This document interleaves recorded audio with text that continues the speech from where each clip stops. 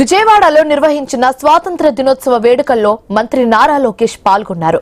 జాతీయ పతాకం ప్రాధాన్యత, స్వాతంత్ర సమర యోధుల త్యాగాలు, విద్యారంగంలో సంస్కరణలు, ఉద్యోగాల కల్పన, అమరావతి, పోలవరం, విశాఖ స్టీల్ ప్లాంట్ తో పాటు రాష్ట్ర భవిష్యత్తు అభివృద్ధిపై కీలక వ్యాఖ్యలు చేశారు నారా లోకేష్.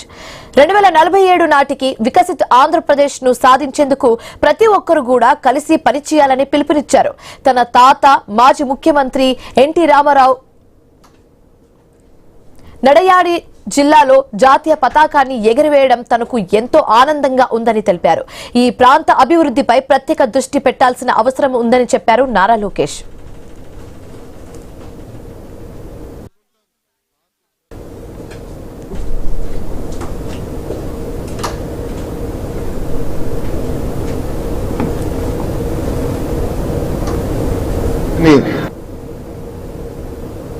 ఈ జిల్లాకి ప్రకృతి ఇచ్చిన గొప్ప వరం మన కృష్ణమ్మ.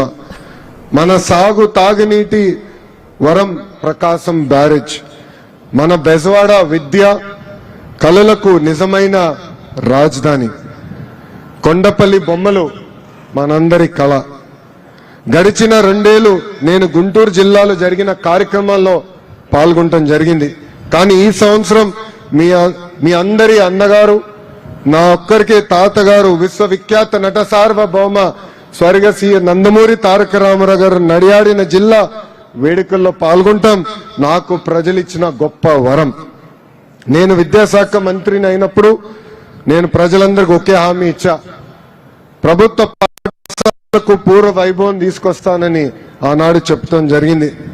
2 ఏళ్లు డిపార్ట్మెంట్ లో ఉన్న వారందరూ అహర్నిశలు కష్టపడ్డారు. ఇప్పుడు నేను గర్వంగా చెప్తున్నా, భారతదేశ చరిత్రలో ఎప్పుడు జరిగిన విధంగా ప్రైవేట్ పాఠశాలల నుంచి సుమారుగా 1,10,000 మంది విద్యార్థులు ఈరోజు ప్రభుత్వ పాఠశాలలో చేరటం జరిగింది. ఈ జిల్లా